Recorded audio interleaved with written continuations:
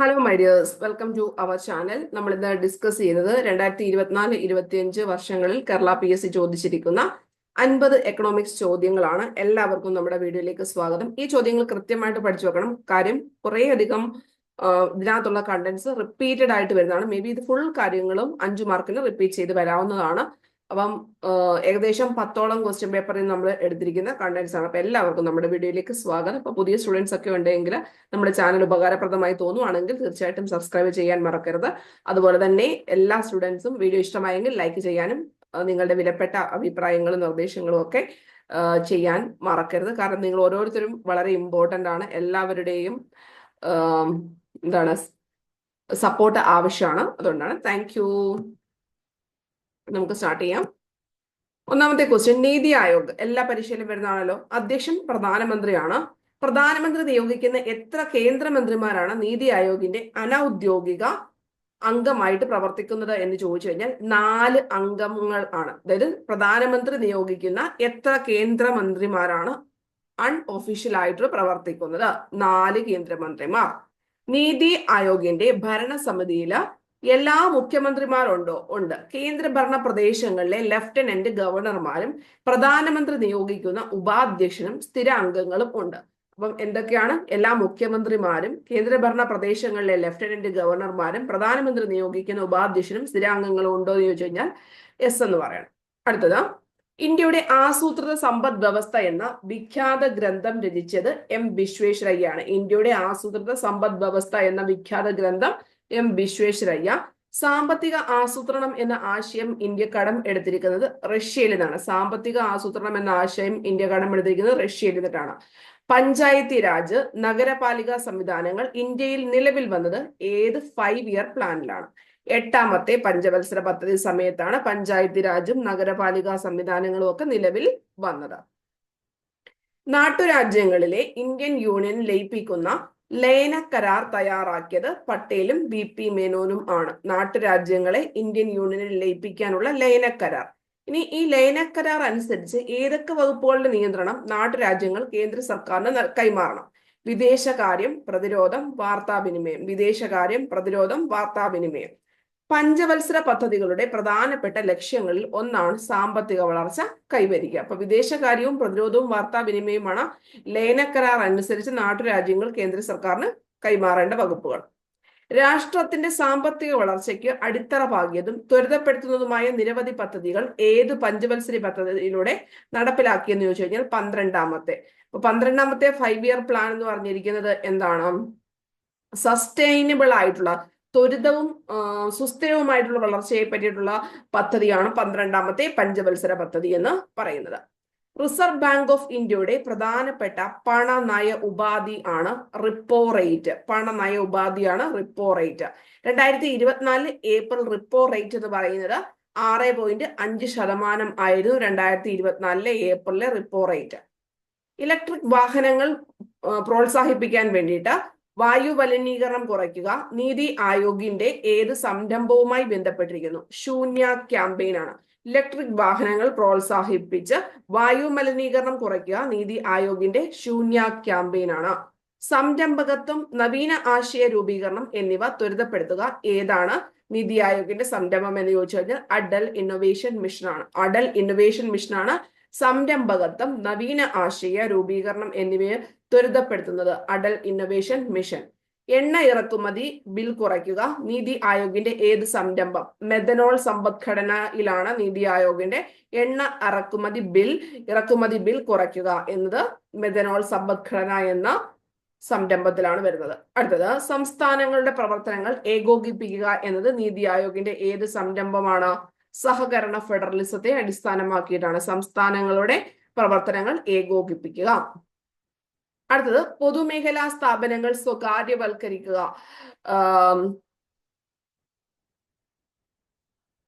Indian സമ്പദ്ഘടനയെ ഉദാരവൽക്കരിച്ച് ആഗോള കമ്പോളവുമായിട്ട് സംയോജിപ്പിക്കുക ഏതുമായി ബന്ധപ്പെട്ടിരിക്കുന്നു? അതായത് 1991 പുത്തൻ സാമ്പത്തിക നയമാണ് പൊതുമേഖല, അതായത് LPG എന്ന് പറഞ്ഞിരിക്കുന്ന ലിബറലൈസേഷൻ, പ്രൈവറ്റൈസേഷൻ, ഗ്ലോബലൈസേഷൻ. ഉദാരവൽക്കരണം, സ്വകാര്യവൽക്കരണം, ആഗോളവൽക്കരണം. ഈ മൂന്ന് കാര്യങ്ങൾ വന്നത് 91-ലെ NEP അനുസരിച്ചിട്ടാണ്, നാഷണൽ എക്കണോമിക് പോളിസിയാണ്. അപ്പൊ ഇത് വളരെ ഇമ്പോർട്ടന്റ് ആയിട്ട് പഠിച്ചു വെച്ചിരിക്കണം. അതിനകത്താണ് പൊതുമേഖലകളുടെ കാര്യങ്ങളൊക്കെ എടുത്തിട്ട് അതിനെ പ്രൈവറ്റൈസേഷൻ ചെയ്യുന്നു വന്നിട്ടുണ്ടോ? എസ്. ഇന്ത്യൻ സമ്പദ്ഘടനയെ ഉദാരവൽക്കരിച്ച് ആഗോള കമ്പോളമായിട്ട് എന്ത് ചെയ്യുക? സംയോജിപ്പിക്കുക. അതായത് കൂടുതലും എന്ത് ചെയ്യുക? ഇന്ത്യയുടെ സമ്പദ്ഘടനയെ മൊത്തമായിട്ട് ഉദാരവൽക്കരിച്ചിട്ട് എന്ത് ചെയ്യുക?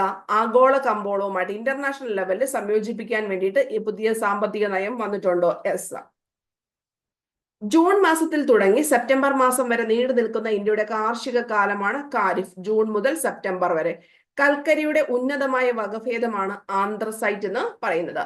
ഇലക്ട്രിക്കൽ കേബിൾ, ഇലക്ട്രോണിക്സ് രാസ വ്യവസായങ്ങളിൽ ഉപയോഗിക്കുന്ന കോപ്പർ നിക്ഷേപം കൂടുതലായി കണ്ടുവരുന്ന സംസ്ഥാനം ആണ് മധ്യപ്രദേശ്. കോപ്പർ കൂടുതലായിട്ട് കണ്ടുവരുന്നത് മധ്യപ്രദേശ്.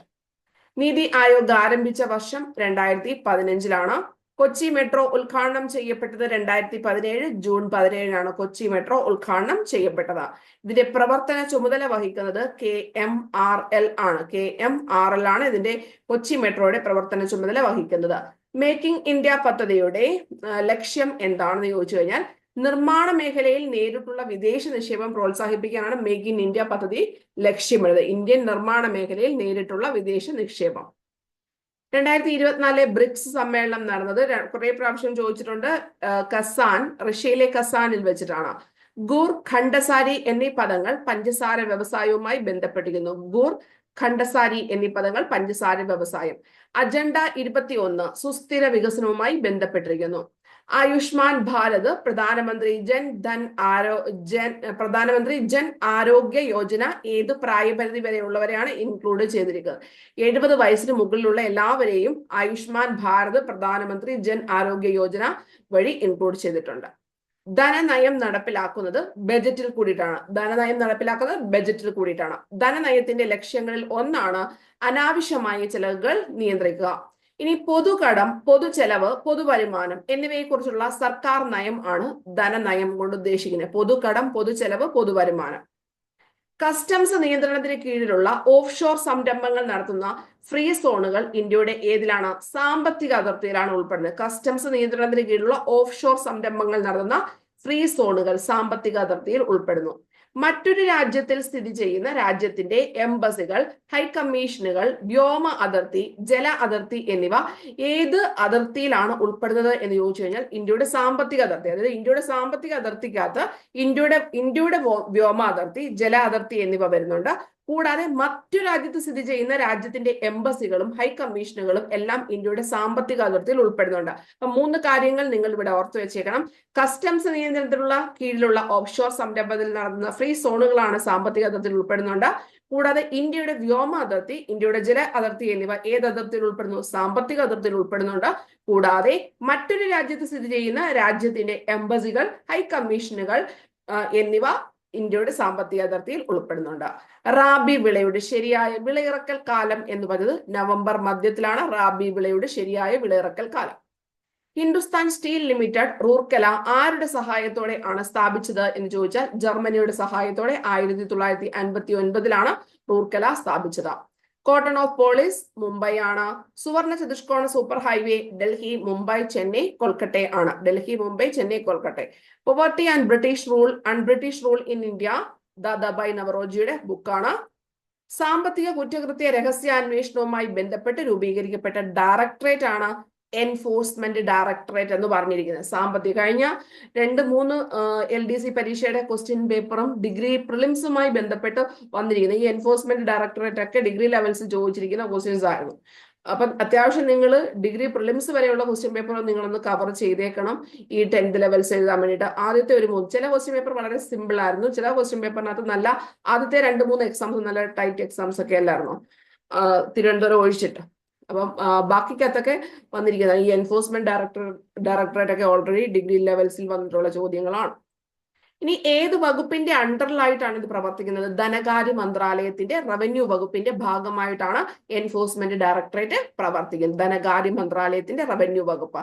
ചെറുകിട സംരംഭകരെ സമ്പദ് വ്യവസ്ഥയുടെ മുഖ്യധാരയിലേക്ക് എത്തിക്കുക ഏതിന്റെ ലക്ഷ്യമാണ്? മുദ്ര പദ്ധതിയുടെ ലക്ഷ്യമാണ്. ചെറുകിട സംരംഭകരെ, സ്മോൾ ആയിട്ട് വരത്തില്ല, പിന്നെ എന്റർപ്രൈസസ് അതിനകത്ത് വരുന്നതാണ്. സമ്പദ് വ്യവസ്ഥയുടെ മുഖ്യധാരയിലേക്ക് എത്തിക്കുകയാണ് മുദ്ര പദ്ധതിയുടെ ലക്ഷ്യം. സാമ്പത്തിക വികസനത്തിന്റെ അടിത്തറ, വ്യവസായവൽക്കരണത്തിന്റെ അടിത്തറ, പ്രശ്ന തൊഴിലില്ലായ്മകളുടെ മൂലകാരണം എന്നിവയൊക്കെ ഇന്ത്യൻ കാർഷിക രംഗവുമായി ബന്ധപ്പെട്ട് കിടക്കുന്നതാണ്.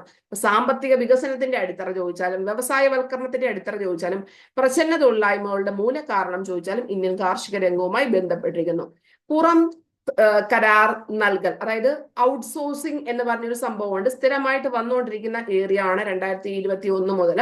അപ്പൊ അതും കൃത്യമായിട്ട് പഠിക്കണം. അതായത് എല്ലാം ഒറ്റ ചാപ്റ്റേഴ്സിലാണ്, പിന്നെ അതായത് NEP-ക്കകത്ത് വരുന്ന കാര്യങ്ങൾക്കകത്ത് വരുന്നതാണ്. പുറം കരാർ നൽകൽ ഓൾഡ് ടെക്സ്റ്റിനകത്താണ് ഇത് കൂടുതലായിട്ടും വരുന്നത്. വൈദഗ്ധ്യം ഏറെ ഉള്ള മനുഷ്യവിഭവം എവിടെയുണ്ട്? ഇന്ത്യയിലുണ്ട്. പിന്നെ പൈസ കുറഞ്ഞത് മതി, ബാക്കിയുള്ള രാജ്യങ്ങളെ അപേക്ഷിച്ച് കുറഞ്ഞ വേതന നിരക്ക് മതി ഇന്ത്യയിലുള്ള ആൾക്കാർക്ക് കൊടുക്കാൻ വേണ്ടിയിട്ട്. സോ പുറം കരാർ നൽകൽ രംഗത്ത് ഇന്ത്യയെ മുൻപന്തിയിലെത്താൻ സഹായിച്ച വസ്തുതകളാണ് വൈദഗ്ധ്യമേറിയ മനുഷ്യവിഭവങ്ങളും കുറഞ്ഞ വേതന നിരക്കും. 91-ലെ ബാലൻസ് ഓഫ് പേയ്മെന്റ്, അടുത്ത അതുമായി തന്നെ കണക്ട് ചെയ്തൊരു ചോദ്യമാണ്.